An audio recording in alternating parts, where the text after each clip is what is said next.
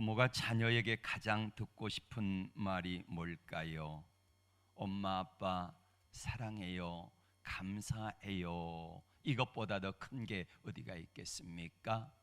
하나님 우리 아버지가 자녀된 우리들에게 가장 듣고 하시는 말씀이 뭘까요? 하나님 아버지 감사해요, 사랑해요, 고마워요. 이게 아닐까요? 우리는 이제 다음 주 추수감사주일을 앞두고 있습니다. 100가지 감사를 써보자고 했습니다. 감사를 써보니까요, 참 감사할 거리들이 너무 많더라고요. 하나를 감사하면 10가지 감사가 보여지고요, 100가지 감사하면 200가지, 300가지 감사할 조건들이 우리의 마음속에 샘솟듯이 흘러오는 것을 느끼게 됩니다. 하나님 앞에 다음 주일날 모두가 100가지 감사하는 기도의 제목을 가지고 다 나오십시오. 그래서 하나님 앞에 감사의 기도문을 하나님께 올려드리면은 그거 저만 보겠습니다. 그리고 하나님 앞에 올려드리며 계속해서 기도하겠습니다. 그렇게 되어질 때에 여러분의 작은 감사가 더 큰 감사로 이루어지고, 여러분의 작은 것 감사할 때에 더 많은 것들을 풍성하게 감사할 수 있는 은혜와 축복을 주실 것을 믿습니다. 다음 주 우리는 이제 하나님 앞에 나와서 100가지 감사, 그리고 감사 예물, 또 제단 쌓기, 여러 가지 것들을 하면서 한 해 동안 우리 하나님이 우리에게 베푸셨던 은혜와 사랑들을 감사하는 시간을 갖게 될 것입니다. 우리는 구체적으로 하나님 앞에 무엇을 감사하며 살아야 될까요? 오늘 저는 여러분들에게 3가지를 말씀을 드리고자 합니다. 첫 번째 감사는 하나님 알게 하심에 대한 감사입니다. 하나님 알게 하시니 감사합니다. 이 은혜가 얼마나 큰지 몰라요. 지난 한 주간 말씀을 묵상하면서 마태복음 8장에서부터 말씀들을 쭉 묵상을 해보았습니다. 정말 은혜가 됩니다. 8장에 보니까 예수님께서 제자들과 함께 이제 배를 타고 건너가시게 되었습니다. 예수님이 탄 배가 한밤중이 되었는데 저물어서 예수님 백고물에 베고 주무시고 풍랑이 일어나게 됩니다. 그때 예수님을 깨우면서 제자들이 말씀하지요, 예수님 우리가 죽게 된 것을 왜 돌아보지 않으십니까? 그때 예수님이 일어나 가지고 바람과 바다와 풍랑을 꾸짖었을 때에 바람과 바다와 풍랑이 잔잔한 줄로 믿습니다. 이 모습을 보고 제자들의 고백이 무엇입니까? 저가 누기에, 예수님이 누구시기에 바람과 바다와 풍랑을 명령한즉 잔잔해지는가 하는 질문을 합니다. 예수님을 3년 동안이나 따라다녔는데 아직까지 예수님이 누구신가를 제자들은 잘 알지 못했거든요. 거라사 지역을 지나게 됩니다. 무덤가에서 쇠고랑에 메어져 있기도 한 거라사 광인이 있습니다. 근데 거라사 귀신 들린 사람이 예수님을 알아보고 이렇게 울부짖습니다. 당신이 누구시간데 다윗의 자손 예수여 어찌하여 우리를 괴롭게 하려고 여기 오셨나이까? 라고 말하면서 이렇게 이야기할 때에 예수님 묻습니다. 너는 누구냐? 나는 군대 귀신 들린 자입니다. 군대 귀신이 들렸다는 거요. 그러면서 귀신들이 요청하는 게 무엇입니까? 저 돼지떼에게 들어가기를 허락해 달라. 허락했습니다. 돼지떼 2,000마리에게 들어간 귀신들이 바다에 들어가 가지고 다 몰살을 합니다. 이때 그 모습을 바라보고 있는 수많은 사람들이 뭐라고 말합니까? 저가 뉘시기에 귀신들이 순종하는가? 라고 묻습니다. 예수님이 12예를 혈루증을 앓고 있는 여인의 살며시 예수님이 지나가시는데 예수님의 옷자락을 만졌습니다. 그때 예수님이 돌아보시고 누가 내 옷자락을 만졌느냐라고 물으시지요. 제자들이 아닙니다. 사람들이 많아서 그랬을 것입니다. 아니다, 누군가가 내 옷자락을 만졌다 할 때에 이언이 보니까 자기의 12년 동안 혈루증으로 고생을 했는데 자기 혈루 근원이 마른 것을 느끼고 주님 앞에 나와 고백합니다. 예수님, 예수님, 제가요 12회를 혈루증으로 앓다가 많은 의원들에게 찾아갔고 돈을 허비하였는데 낫지 못하였지만은 예수님의 옷가에라도 손을 대기만 하면 낫겠다는 믿음을 가지고 제가 만졌더니 내 혈루 근원이 말랐습니다. 감사합니다 라고 고백합니다.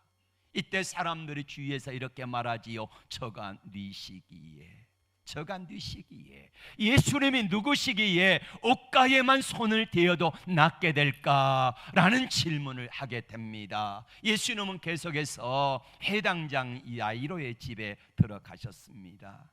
회당장의 딸이 죽었습니다. 사람들이 울고 곡하고 있습니다. 그때 예수님이 이렇게 말씀하지요. 아니다, 죽은 것이 아니라 잔다. 사람들이 비웃었습니다. 그럼에도 불구하고 예수님은 베드로와 야고보와 요한을 데리고 가셔서 이렇게 외쳤습니다. 달리다 쿰, 소녀야 일어나라. 그랬더니 죽었던 소녀가 벌떡 일어나 앉게 되고 음식을 주어 먹게 하였을 때에 건강을 회복한 줄로 믿습니다. 사람들이 말합니다. 저가 뉘시기에 죽은 자가 살아날까? 저가 뉘시기에 죽은 자가 살아날까? 예수는 벳세다 광야에서 보리떡 5개 물고기 2마리를 가지시고 축사하며 떼어 주었습니다. 그랬더니 그 보리떡 5개 물고기 2마리가 5,000명이 먹고도 남는 역사가 나타납니다. 사람들이 그 모습을 보고 말합니다. 저가 뉘시기에, 저가 뉘시기에 보리떡 5개 물고기 2마리를 가지고 축사해서 떼어 주었더니 5,000명이 먹고도 남는 역사가 나타날까? 아무리 부족하고 연약할지라도 주님 손에 들려지기만 하면은 그 작은 거, 초라한 거, 보잘것없는 것이 존귀한 걸로 바뀌는 줄로 믿습니다. 바로 이분이 예수님이십니다. 사람들은 이렇게 묻습니다. 저가 뉘시기에. 제자들이 3년 반 동안이나 예수님을 따라다녔습니다. 그런데 제자들의 입술에서 고백했던 말은 딱 한 가지입니다. 저가 뉘시기에, 저가 뉘시기에. 예수님을 가까이 대하면서도 예수님이 누구신가를 잘 몰랐다는 거예요. 떡 얻어먹고 배부른 사람, 포도주 얻어마시고 기뻐했던 사람들, 이런 사람도 주님께 가까이 나가지고 한결같이 묻는 말이 무엇입니까? 저가 뉘시기에. 이 질문만 했지 온전히 주님을 고백하지 못했다는 것입니다. 거친 바다도 잔잔케 되고 귀신도 굴복하며 온갖 질병들도 심지어 죽음 앞에도 굴복하는 예수님이 누구신가? 많은 사람들이 의문을 가지고 주님께 나갔지만은 저는요 가만히 생각해 보니까 예수 믿은 지 얼마 되지 아니해 가지고도 예수님이 누구신가가 분명하게 고백되어진 게 얼마나 감사한지 모릅니다. 내가 하나님의 자녀가 된 게 감사하고 믿어진 게 감사하고 하나님의 말씀이 들려진 게 감사하고 할렐루야. 예, 이런 은혜들이 있음을 생각하며 야, 참 감사하다, 참 감사하다, 이 고백이 저절로 나오더라고요. 믿음의 가정이 아닌 불신 가정에 태어나서 예수 믿게 하신 것도 감사한데 거기에다가 주의 종이 되어가지고 하나님의 말씀을 증거하는 도구가 되게 하신 거 얼마나 감사한지 몰라요. 그래서 가만히 생각해 보니까 이 모든 것들이 너무너무 감사한 일이더라 이 말입니다. 집사님 한 분이 믿음이 신실한 권사님 댁을 방문했습니다. 그분이 차를 한 잔 내오고 두 분이 이야기를 하다가 오래된 사진첩을 하나 가지고 왔습니다. 그리고 권사님은 그 집사님에게 이렇게 소개를 합니다. 이 아들은 첫째 아들인데 예수 믿고 불행하게도 먼저 하늘나라에 갔고요. 둘째 아들은 예수님을 지금도 잘 믿고 있고요. 셋째 아들은 예수님을 믿지 않습니다. 이렇게 소개를 합니다. 여러분, 대부분의 잘 나가는 가정들을 보면은 어떻게 소개합니까? 큰아들은 의사고요, 둘째 아들은요 또 대기업에 다니고요, 셋째 아들은 스카이 대학 다니고요. 이 외형적인 것을 자랑하는데 이 권사님은요 기준이 뭡니까? 내 아들 첫째는 예수 믿고 하늘나라 갔고, 둘째 예수 잘 믿고, 셋째 예수 믿지 않는다고 하는 기준이 뭐예요? 예수님을 믿는 것이 기준입니다. 많은 사람들이 세상적인 기준을 가지고 우리의 자녀들을 평가합니다. 세상적인 기준을 가지고 세상 사람들을 평가합니다. 그런데 주님이 보시는 것은요 세상적인 기준이 아니라는 말이에요. 내가 얼마나 예수님과 친밀한가, 내가 예수님과 얼마나 가까운가, 예수님이 내 안에 계시고 예수님이 나와 함께 동행하시는가, 이것만 하나님이 보신다는 사실입니다. 그런데 우리는 껍데기를 자랑하고 껍데기만을 가지고 살다가 하나님 앞에 가면은 하나님이 뭐라고 말씀하시겠습니까? 우리가 예수 믿는 은혜가 얼마나 큰 것인가를 안다고 하면은요 이 행복을 놓치지 마시기를 바랍니다.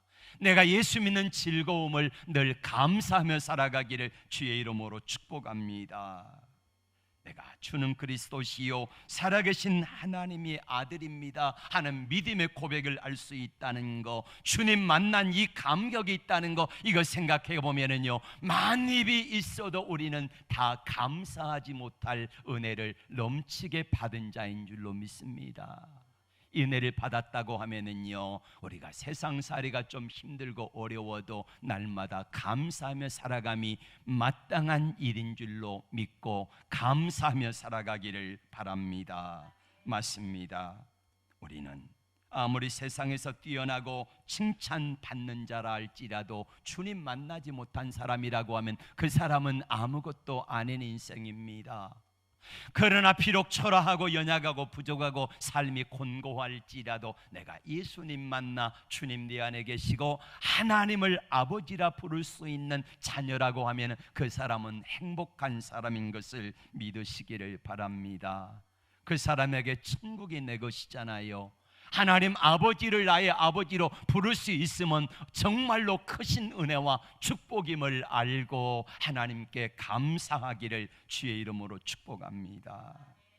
두 번째, 감사는 우리에게 나에게 예수 그리스도를 전해준 수많은 사람들에 대한 감사입니다. 우리나라에 최초 선교사가 왔고 그 선교사님뿐만 아니라 우리에게 지금까지 복음이 전해져 오기까지 많은 사람들의 수고와 희생과 헌신이 있었지 않습니까? 여러분에게 묻습니다. 여러분은 누구를 통하여 예수님을 영접하셨습니까?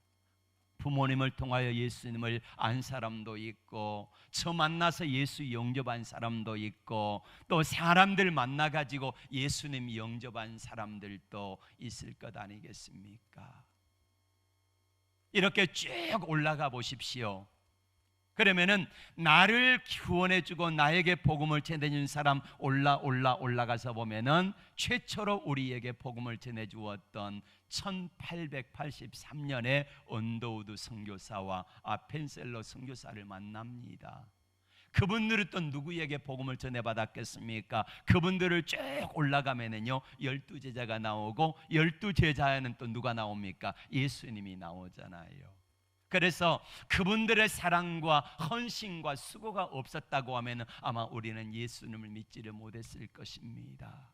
수많은 사람들의 피와 땀과 눈물로 말미암아 오늘 복음이 전해지게 되었고, 수많은 사람들의 순교의 제물로 말미암아 내가 예수 믿게 되었음을 인하여 감사하시기를 바랍니다. 아직까지도 지구촌에는 예수님을 믿지 못하고 예수님을 들어보지 못하는 사람들이 얼마나 많은지 모릅니다. 우리나라의 양화진에 가면은 거기 선교사님들의 묘역이 있습니다. 고종 황제가 친히 하사한 땅이 바로 양화진 그 땅이거든요.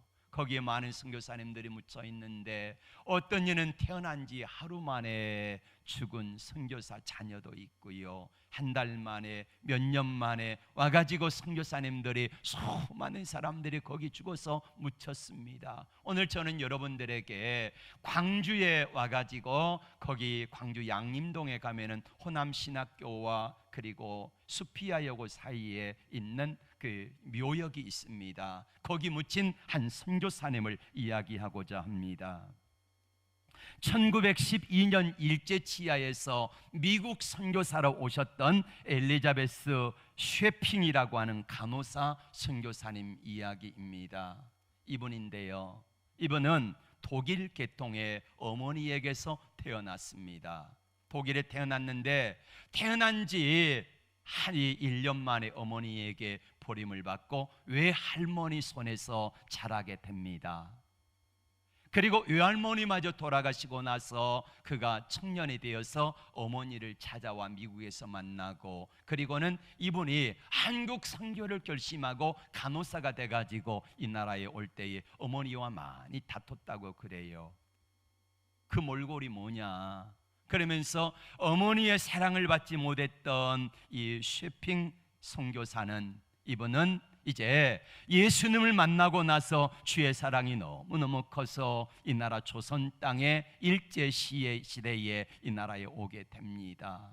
이름을 서평이라고 하는 한국식으로 바꾸고요. 오자마자 이분은 이 외국 옷을 버리고 우리 한복을 입고 그렇게 고무신을 신고 다녔다고 그래요. 된장국과 청국장을 먹고, 그러면서 이분은 한국화가 아니라 아예 한국 사람으로 살기를 원했다고 합니다. 광주에서 버림받은 고아들을 입양하고 오갈 데 없는 과부들을 돌보고 광주 양림천에 거지들을 데려다가 먹이는 고아와 가부의 어머니로 살았습니다. 길에서 한센병자를 만나면 목욕을 시키고 옷을 입히고 먹을 것을 가져다주고 한센병자의 자녀들 14명을 데려다가 자녀들로 입양해가지고 평생을 길렀다고 그래요. 간호학과를 세우는데, 이 간호부를 세우는데 최초에 이 일을 하셨던 분이고요. 소록도를 세우는데 가장 큰 공헌했던 분이 바로 이 서서평 선교사라고 하지요.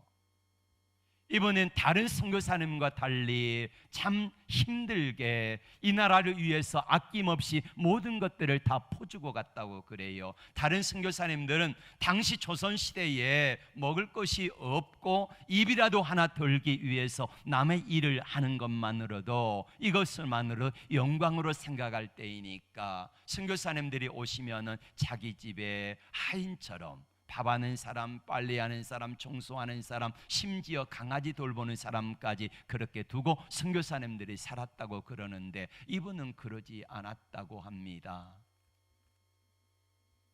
본국에서 생활비가 오면은 절반을 딱 잘라가지고 교회에 헌금을 드리고요, 나머지 절반을 가지고 살아가는데 14명의 아이들을 입양해가지고 먹이고 입히는 데 씁니다. 고아와 가부를 돌아봅니다. 그러면서 살아갈 때에 이분이 살아가는 선교비는 보통 일반 선교사님들의 30분의 1 정도밖에 안 되는데 지금 우리나라 돈으로 약 한 12만 원 정도를 가지고 살았다고 그래요. 여러분의 가정에서 12만 원으로 한 달을 살아내는 게 얼마나 어렵겠습니까? 그것도 14명의 아이들을 키우면서 말입니다. 이분이 체력적으로 약하였고 몸도 좋지 않아가지고 53살에 선교 23년 만에 하나님의 나라 부름을 받게 되는데, 부름 받기 전에 마지막 임종 때에 거기 모인 사람들에게 이렇게 말했다고 그래요. 여러분, 천국에서 만납시다. 그리고 마지막 유언을 이렇게 했다지요. 내 몸을, 내 시신을 장례를 치르지 말고, 그리고 기독병원에다가 기증을 해서 해부하여서 나를 모델로 삼아달라, 이렇게 해서 해부하는 일에 쓰임을 받았다고 그래요. 이번에 돌아가시고 나서 남은 유품이 얼마냐면요, 담요 반 조각, 당시 조선의 7전의 돈 강냉이가루 2홉이 전부였다고 합니다. 이번에 노트에서 이런 이야기가 글이 발견됐습니다. Not success but server. 성공이 아니라 섬기는 자로 나는 살겠다 하는 삶을 산 거지요. 예수님처럼 세상에서 성공하고자 하면은 이 나라에 안 왔겠지요. 그런데 세상에서 성공자가 아니라 하나님의 나라의 작은 섬김의 사람으로 이분은 평생 살다가 갔습니다. 이번에 장례식 때에 광주에서 최초로 사회장으로 모였습니다. 일제시대 때니까 일본 사람들이 많이 참석을 했고요. 그리고 믿지 않는 사람들, 불교인들, 타 종교인들, 그리고 맨 뒤에 장례 행렬에는 나병 환자들이 울면서 따랐는데 어머니 어머니 하면서 울면서 장례식을 지켰다고 합니다. 이외에도 수많은 선교사님들이 우리에게 복음을 전해주기 위해서 그분들의 피와 땀과 눈물의 헌신과 수고가 있었기에 오늘 저와 여러분들이 복음을 자유롭게 받고 그리고 그 복음을 믿는 줄로 믿습니다. 우리는 그분들에 대해서 많이 감사해야 합니다. 그분들을 통해서 우리에게 복음을 전하기까지 수많은 사람들의 그분들의 땀과 눈물과 헌신이 있었지 않습니까?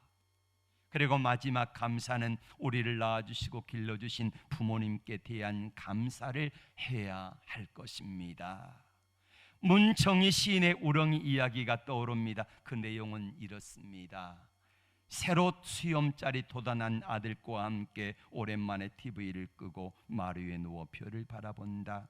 별보다는 아무래도 자동차의 불빛이 더 빛나 보이는 아들은 그만 지루해서 2번이나 하품을 한다. 나는 우렁이 얘기를 안다.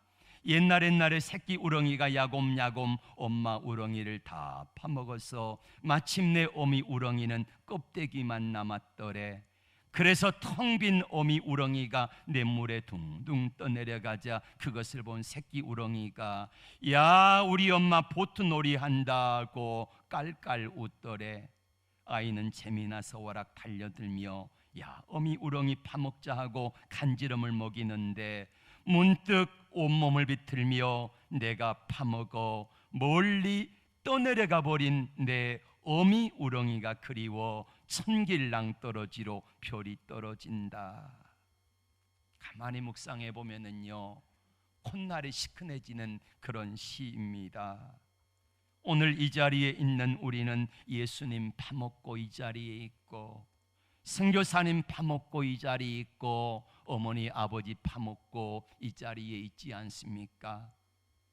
우리가 예수님의 십자가에 죽으신 사랑을 파먹고 이 자리에 있고 나를 위해 아낌없이 이 땅에 오셔가지고 수많은 사람들의 선교사님들의 피와 땀과 눈물을 파먹고 이 자리에 있고 나를 위해 희생하신 어머니 아버지를 파먹고 우리는 모두가 이 자리에 있는 것 아니겠습니까? 그렇다고 하면은 우리는 예수님에 대한 감사 그리고 선교사님들과 나에게 복음을 전해준 수많은 사람들에 대한 감사 우리 부모님들에 대한 감사가 마땅히 있어야 함에도 불구하고 우리는 이 감사를 잊어버리고 살고 있진 않은지 이 시간에 한번 되돌아봅니다. 감사는요 하나님과 나와의 사이에 바른 관계가 되어질 때에 감사가 자연스럽게 흘러나오는 것입니다.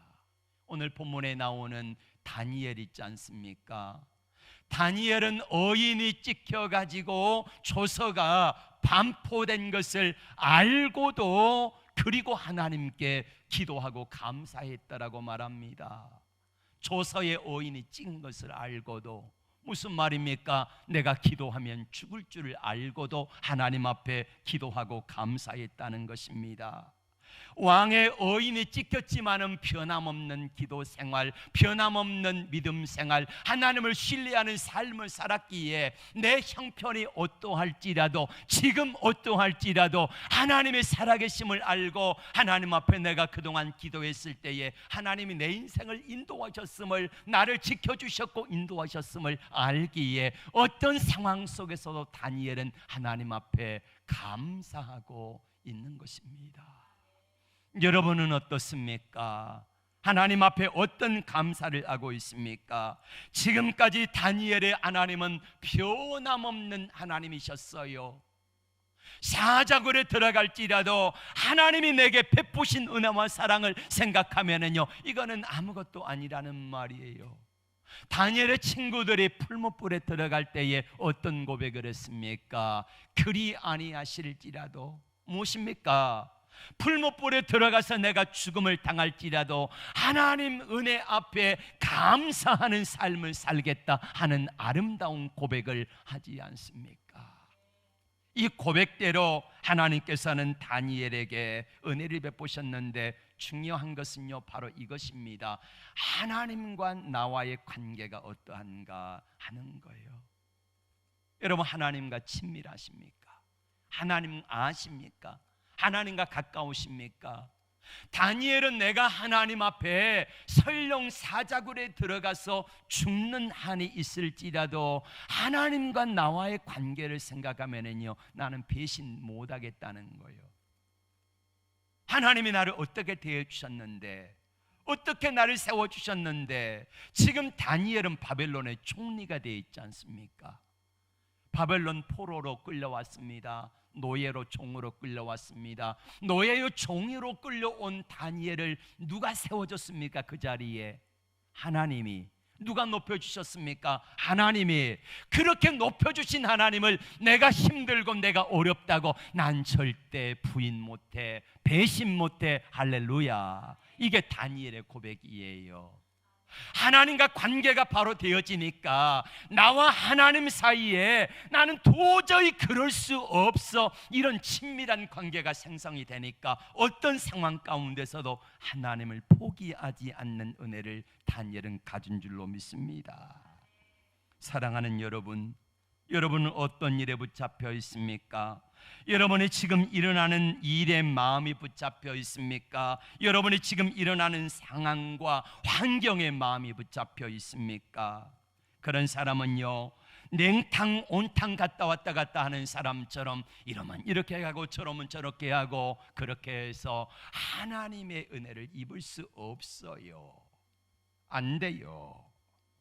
여러분이 일어나는 상황 환경에 중심을 두면은 여러분은 분명히 어려우면은 불평 원망할 것입니다. 상황이 좋아지면 감사하겠지요. 이거는요 짐승들도 하는 감사입니다. 개 돼지도요 밥 주면은요 좋다고 꼬리 살래 흔들면서 꿀꿀꿀 멍멍멍 하면서 좋아하잖아요. 개 돼지도 그런 수준의 감사는 한다는 거예요. 환경과 형편을 바라보면 우리는 그럴 수밖에 없다는 것입니다. 그래서 어떤 상황에도 불구하고 하나님을 신뢰하고 하나님과 바른 관계를 갖는다면 어떤 형편, 어떤 상황, 어떤 처지가 올지라도 다니엘처럼 변치 않는 하나님과 관계가 회복될 것을 믿습니다. 세상이 얼마나 변화무쌍합니까? 그러나 세상의 상황이 어떠할지라도, 환경이 어떠할지라도 하나님을 신뢰하며 하나님과의 바른 관계가 유지되기만 하면 우리는 어떤 상황과 형편에서도 감사할 수 있을 줄로 믿습니다. 이스라엘 백성들의 광야 생활을 40년이나 살았잖아요. 이해가 갑니다. 성지순례 가가지고 이제 가이드가 우리에게 이야기를 했습니다. 이스라엘 백성들이 40년 광야 여정을 걸었던 바로 그 길입니다.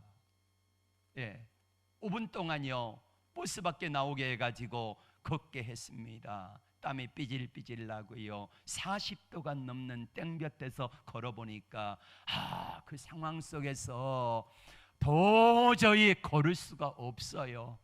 여러분 어떻습니까? 지금으로부터 3,500년 전에 이스라엘 백성들이 느꼈던 마음을 느껴보셨습니까? 라고 묻는데 우리 모두는요 숙연해질 수밖에 없어요. 예. 이해가 가요. 이해가 가. 그런데 한번 생각해 보십시오. 우리가 환경이 어렵다고 원망하고 불평했던 사람들이 환경이 좋아지니까 감사했습니까? 아니요. 약속의 땅 가나안 땅에 들어갔던 사람들 한번 생각해 보십시오. 광야에서 원망불평했던 사람들은 약속의 땅 가나안 땅에 들어가서도 원망불평했습니다. 반대로 광야에서 하나님께 감사했던 사람은요 약속의 땅 가나안 땅에 들어가서도 얼마든지 감사하는 삶을 살았다는 말이에요. 환경이 문제가 아니고 형편이 문제가 아니고 뭐가 문제라는 말이요? 우리의 믿음이 문제인 것입니다. 믿음이 문제다. 맞습니다. 우리의 마음과 생각을 어디에 두는가가 감사와 불평으로 나눠버리는 거예요. 하나님은 신명기 31장 20절에서 이렇게 말씀합니다. 같이 볼까요? 내가 그들의 조상들에게 맹세한 바 젖과 꿀이는 땅으로 그들을 인도하여 드린 후에 그들이 먹어 배부르고 살찌면 돌이켜 다른 신들을 섬기며 나를 멸시하여 내 언약을 어기리니. 배부르고 살찌면 우리 옛날 말로 이겁니다. 배부르고 등 따시면, 등 따시고 배부르면 그러면 뭐라고 말해요? 하나님을 더 잘 섬기는 것이 아니라 뭐라 그래요? 나를 돌이켜서 다른 신들을 섬기며. 이사야는 이렇게 말합니다. 여수론이 살찜에 나를 발로 찼도다. 살찌고 배부르니까 하나님을 차버렸다는 거예요. 이제는 하나님 없어도 된다는 거예요. 그렇게 살아갔다는 것입니다.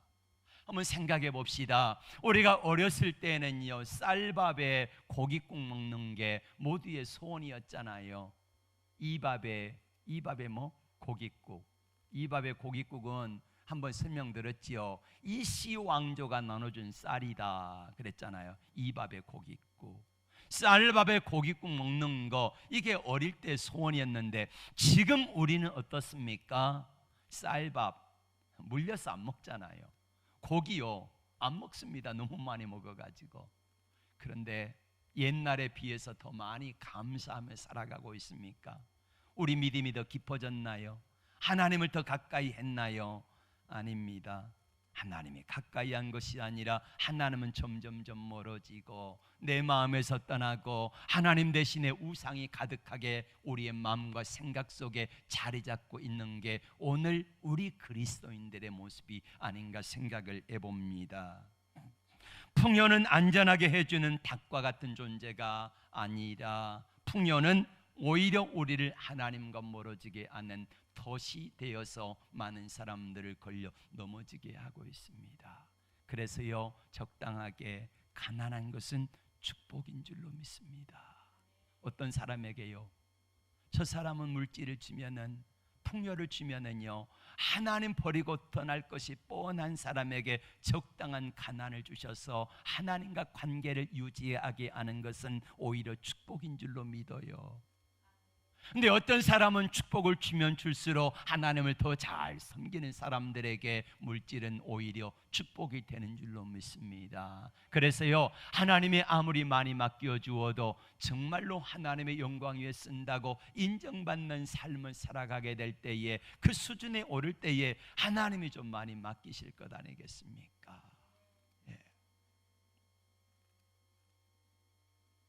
감사는 환경의 문제가 아니라 하나님과의 바른 관계에서 옴을 다시 한번 말씀을 드립니다.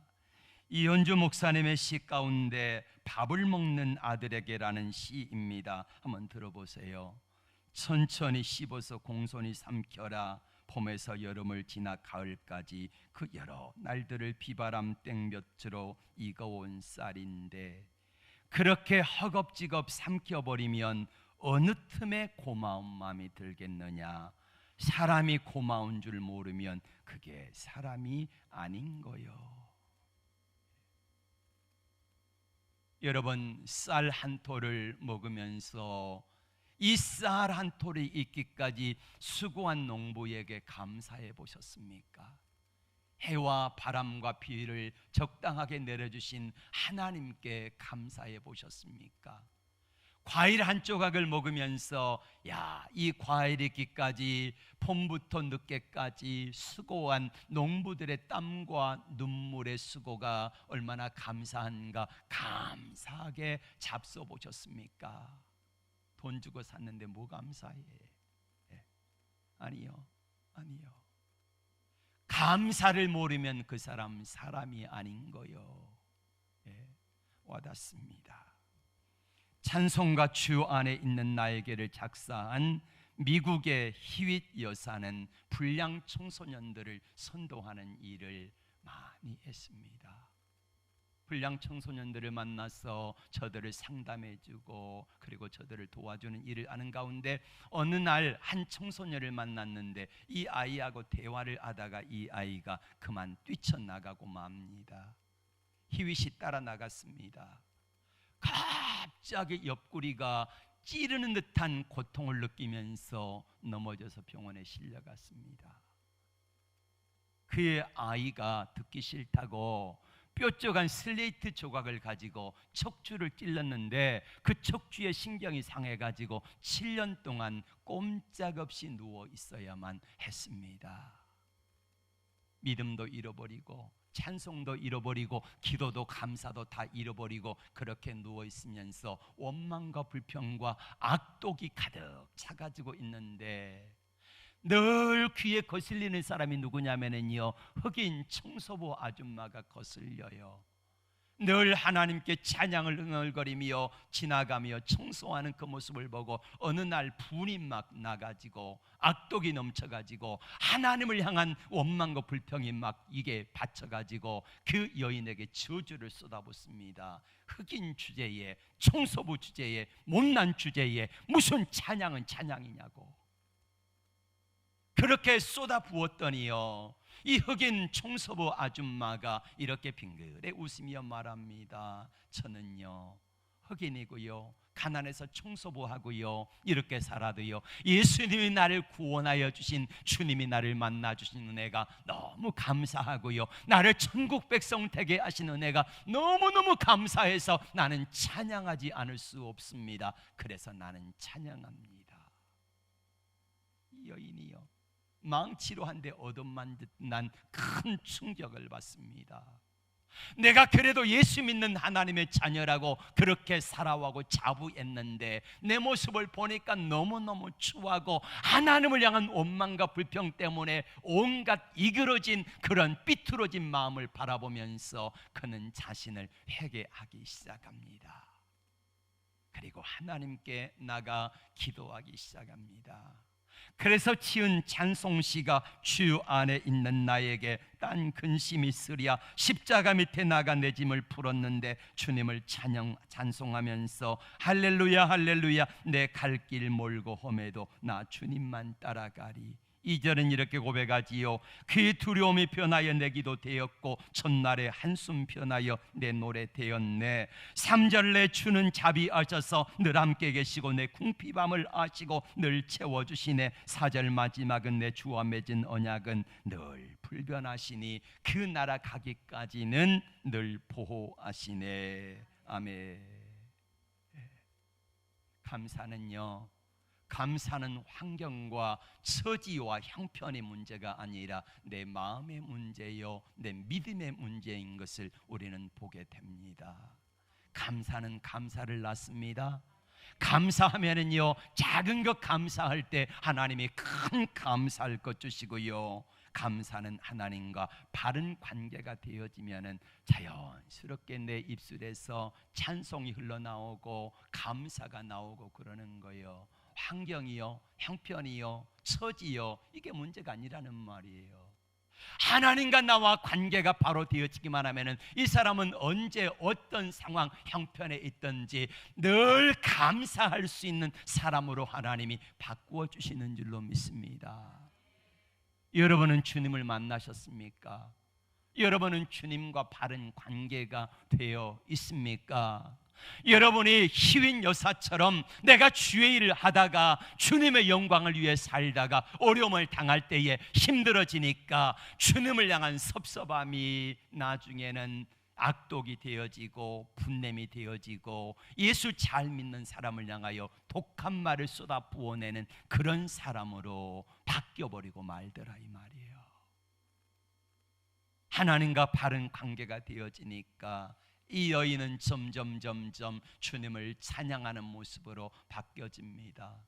병상에서도 감사가 일어납니다. 그리고 드디어 이 여인이 일어나게 되어집니다. 성경에 희윈 여사가 지은 찬송가 가사들이 참 많아요. 여러분, 감사는요, 주님과 관계가 바로 되기만 하면은 내 형편이 어디가 있든지 내가 어느 자리에 있든지 우리의 입술에 감사가 흘러넘칠 것을 믿습니다. 감사하는 사람이 되십시오. 감사가 감사를 낳고 감사는 기적을 낳습니다. 이 은혜와 축복이 여러분의 가정에 넘치기를 주의 이름으로 축복합니다. 아멘. 다 함께 일어나 찬양하고